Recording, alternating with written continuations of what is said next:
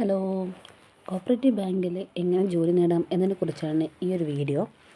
Cooperative bank എന്ന് വെച്ചാൽ നമ്മളുടെ നാട്ടിലൊക്കെ കാണുന്ന സർവീസ് കോപ്പറേറ്റീവ് ബാങ്ക്, അതുപോലെ തന്നെ അപ്പെക്സ് ബാങ്ക് ആയിട്ടുള്ള കേരള ബാങ്ക്, ഇതൊക്കെ കോപ്പറേറ്റീവ് ബാങ്കാണ്.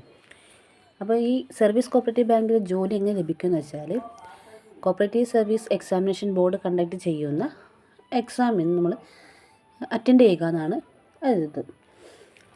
കോപ്പറേറ്റീവ് സർവീസ് എക്സാമിനേഷൻ ബോർഡ് എന്ന് വെച്ചാൽ കേരള കോപ്പറേറ്റീവ് സൊസൈറ്റീസ് ആക്ട് പ്രകാരം സെക്ഷൻ 80B പ്രകാരം കോൺസ്റ്റിറ്റ്യൂട്ട് ചെയ്തിട്ടുള്ള ബോർഡാണ്, എക്സാം ബോർഡാണ് CSEB.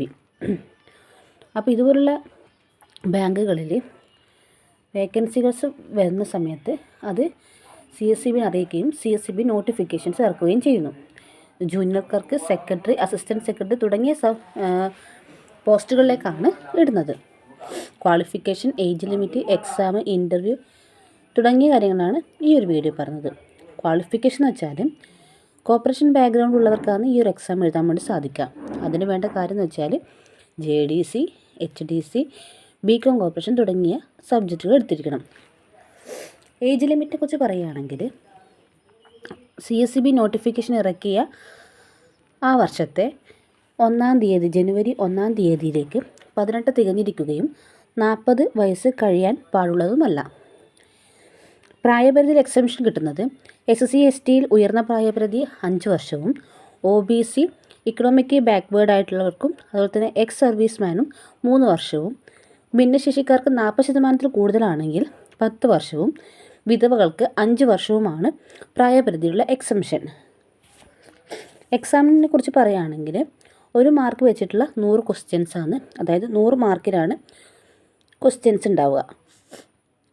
ഓൺലൈനായിട്ട് 1 ടൈം രജിസ്ട്രേഷൻ നടത്തിയിട്ട് വേണം എക്സാമിന് അപ്ലൈ ചെയ്യാൻ. ഇനി ഇൻ്റർവ്യൂവിനെ കുറിച്ച് പറയുകയാണെങ്കിൽ ഇൻ്റർവ്യൂ 20 മാർക്കും അത് അറ്റൻഡ് ചെയ്താൽ 4 മാർക്കും ലഭിക്കും. ബാക്കിയുള്ള 16 മാർക്ക് നമ്മുടെ ഇൻ്റർവ്യൂവിന് ഡിപ്പെൻഡ് ചെയ്തിരിക്കും. 1-ൽ കൂടുതൽ ബാങ്കിലേക്ക് നമുക്ക് അപേക്ഷിക്കാൻ സാധിക്കും. ഒരു ബാങ്കിൽ 150 രൂപയും തുടർന്നുള്ള ഓരോ അഡീഷണൽ ബാങ്കിനും 50 രൂപ അധിക ഫീസ് ഈടാക്കണം. SC/ST കാറ്റഗറീസ് ആണെങ്കിൽ ഒരു ബാങ്കിന് 50 രൂപയും ഒരു തുടർന്നുള്ള ബാങ്കിന് 50 രൂപ അഡീഷണലായിട്ടും കൊടുക്കണം. OMR എക്സാം ആണ്. PSC പോലെ തന്നെയാണ്, നെഗറ്റീവുകളൊന്നുമില്ല. അതുപോലെ തന്നെ നമ്മുടെ കോർപ്പറേഷൻ, അതായത് ഇതുമായി ബന്ധപ്പെട്ട സബ്ജക്റ്റുകളും GK, റീസണിങ്, ഇംഗ്ലീഷ് തുടങ്ങിയ സബ്ജക്റ്റുകളാണ് എക്സാമിന് ഉണ്ടാവുക.